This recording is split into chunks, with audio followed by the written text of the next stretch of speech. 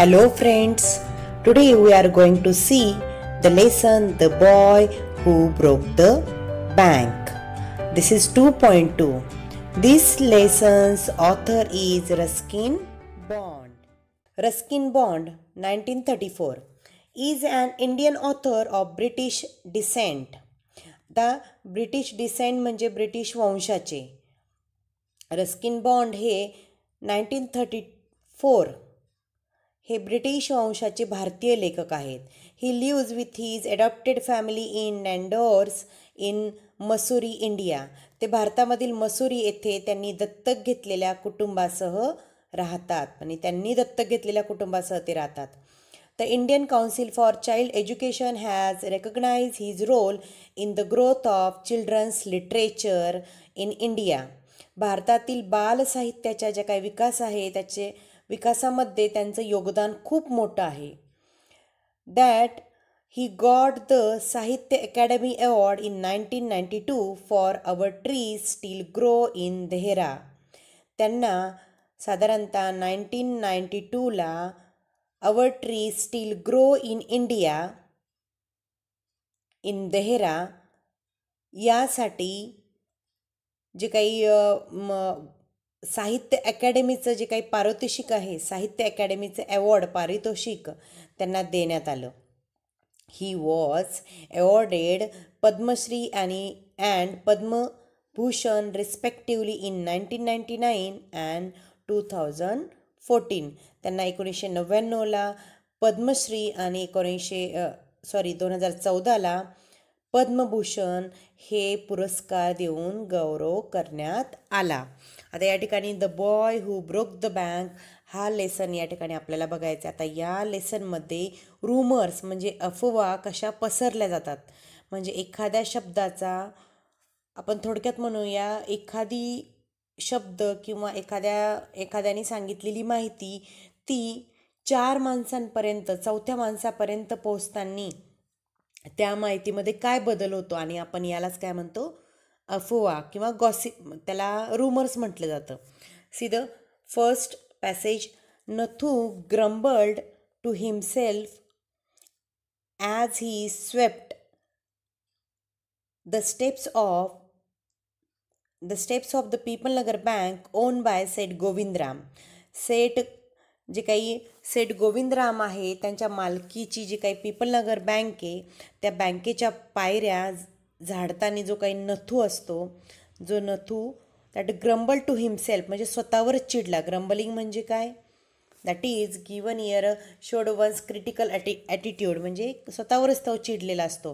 He use the small broom hurriedly and carelessly and the dust after rising in a cloud above his head settle down again on the steps. इतका तो चिडलेला असतो कारण त्याची जी salary आहे, पगार झालेला नसतो. बघा, हातातला त्या जो काही छोटासा लहानसा झाडू आहे त्याने काय केलं, अगदी केअरलेसलीने घाईघाईमध्ये हरिडली घाईघाईने आणि निष्काळजीपणाने पायऱ्यांवर काय केला त्यांनी फिरवला आणि त्यामुळे जी काही झाडलेली धूळ असते त्याच्या डोक्यापर्यंत उडून पुन्हा पायऱ्यांवर काय झाली, जाऊन बसली. As Nathu was banging his pan against the dustbin Sitaram the washerman's son pass by. ज्यावेळेस नथू हातामध्ये जी काही डस्टपॅन आहे, सुपली आहे, तो कचऱ्याच्या डब्यावर आपटत होता तेव्हाच त्या ठिकाणी वॉशरमन्स सन म्हणजे धोब्याचा मुलगा सीताराम तिथून जात होता. आता तो काय म्हणतोय बघा, Sitaram was on his delivery round. आता डिलिव्हरी म्हणजे त्या ठिकाणी तो कामाला आहे, तो जे काही कपडे पोचवायचं ज्याचं काम असतं त्या कामाला तो निघालेला होता.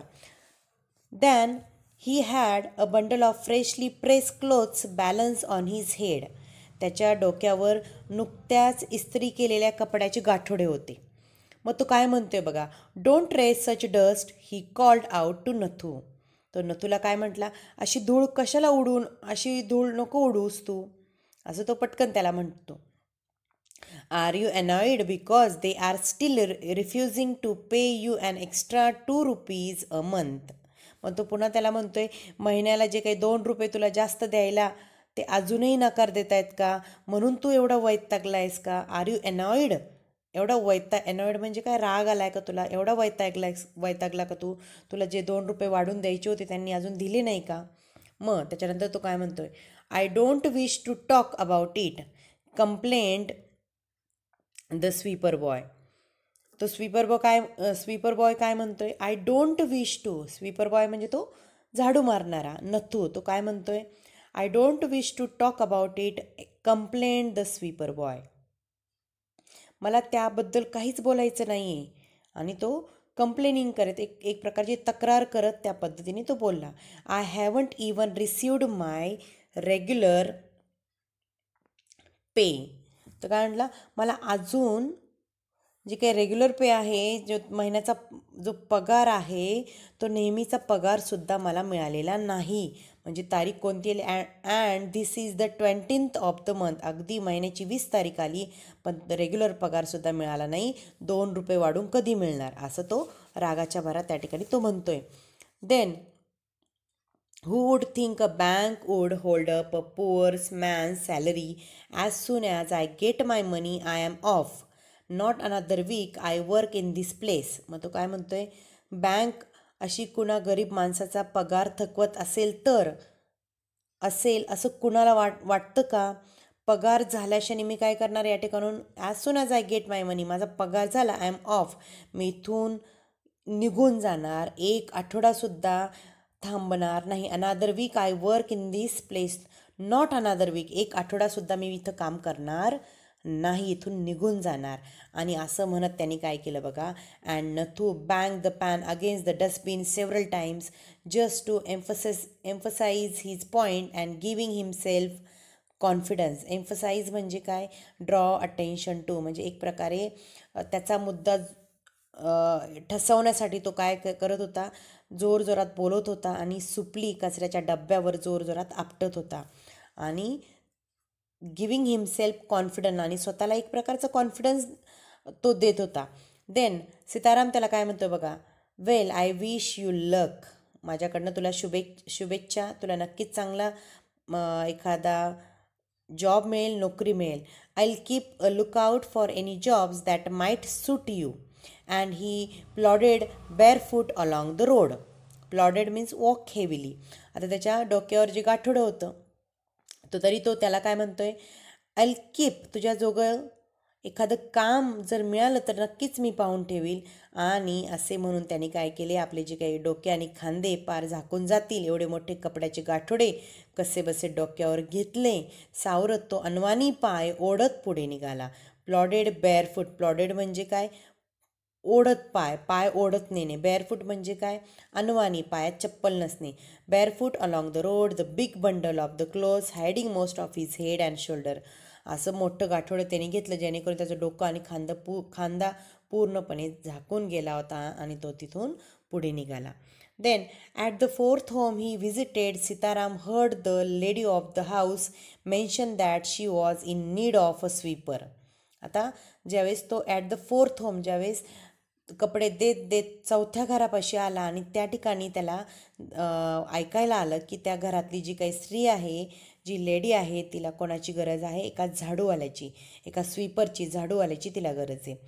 टाईंग हिज बंडल टुगेदर, ज्यावेळेस तो गाठोडे बांधता टाईंग बांधत होता आणि त्यावेळेस तो काय म्हणाला बघा, he said, I know of a sweeper boy who is looking for work. He can start from next month. He's with the bank just now, but they aren't giving him his pay and he wants to leave.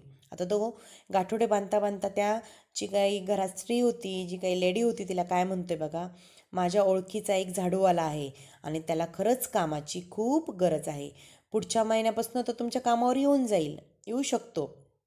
आता सध्या ना तो एका बँकेत कामाला आहे आणि पण ते लोक काय करतायत, त्याला पगारच देत नाही, म्हणून त्याला ती नोकरी सोडायची. असं तो बोलता ते कपडे बांधता त्या घरातल्या ज्या काही लेडी असते तिला तो म्हणतोय. Is that so, said Mrs Shrivastava. आता जी घरातली लेडी असते तिचं नाव असतं मिसेस श्रीवास्तव किंवा श्रीमती श्रीवास्तव. मग इज दॅट सो, असं का.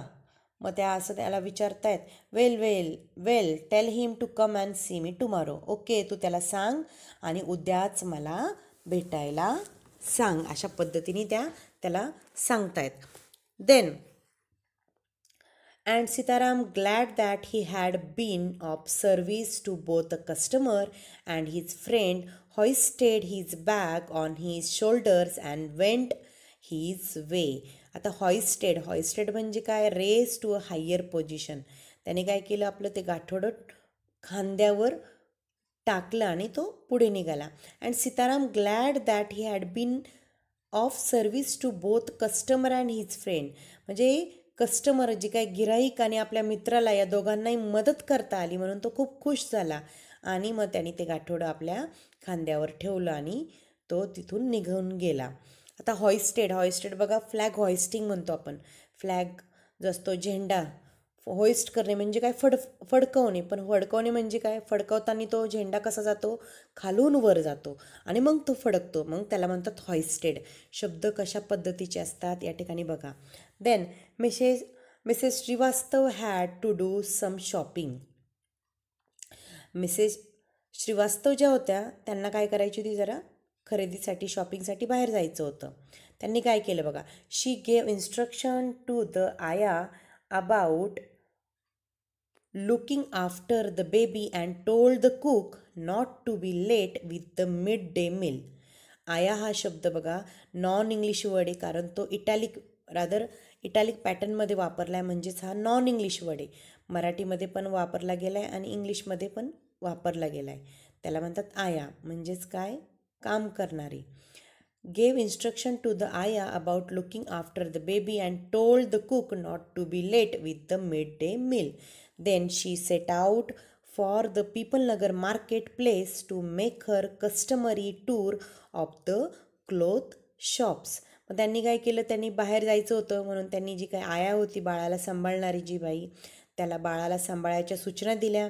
जो काही कुक होता, म्हणजे जो काही स्वयंपाकी होता, घरामध्ये स्वयंपाक करणारा माणूस, त्याला जो काही मिड डे मील म्हणजे दुपारचा स्वयंपाक वेळेत करायला सांगितलं. या सगळ्या काही सूचना दिल्या आणि नेहमीची कपडे खरेदी करण्यासाठी त्या पीपलनगरच्या बाजारामध्ये निघाल्या.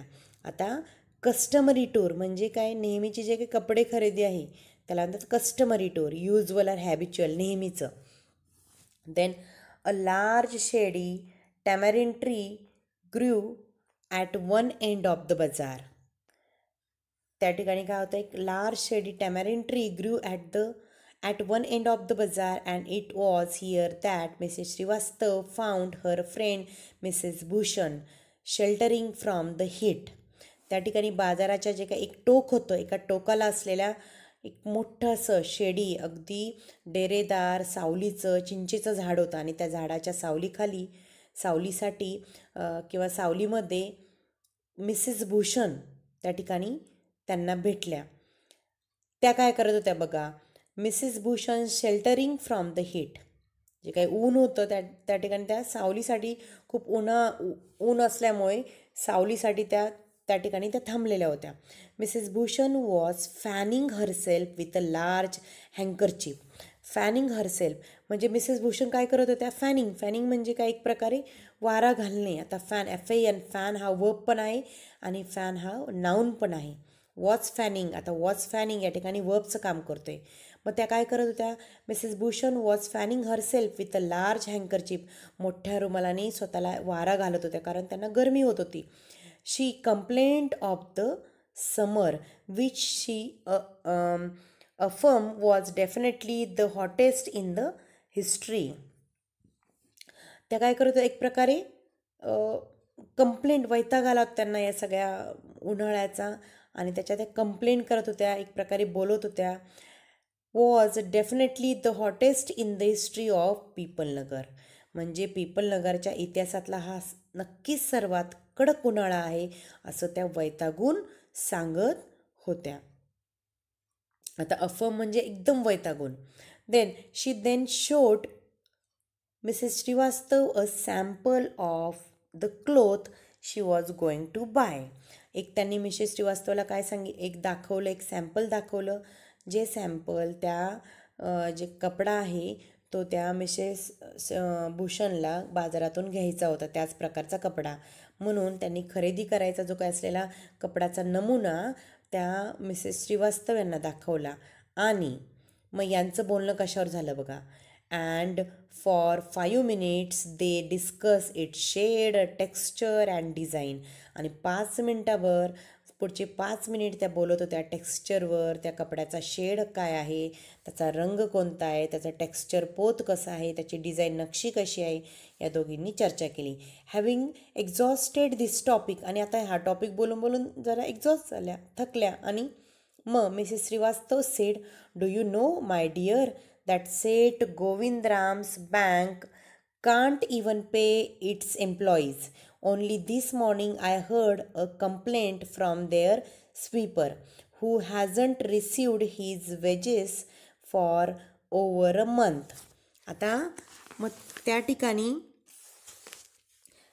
मग त्या मिसेस श्रीवास्तव मिसेस भूषणला काय म्हणाल्या बघा, अगं तुला माहीत आहे का, सेठ गोविंदरामची जी काही बँक आहे, त्यांचे जे काही कर्मचारी आहे त्यांना पगारसुद्धा देऊ शकत नाही म्हणे. आणि आजच त्यांचा जो काही झाडूवाला आहे तक्रार करीत होता की महिना उलटून गेला तरी अजून त्यांचा पगार मिळालेला नाही आहे. आता वेजेस म्हणजे काय, त्यांचा पगार. आता हा फर्स्ट पार्ट आपण the boy who broke the bank या लेसनचा पाहिला आहे. सेकंड पार्ट आपण नेक्स्ट सेशनमध्ये बघणार आहोत. Okay, thank you, bye bye.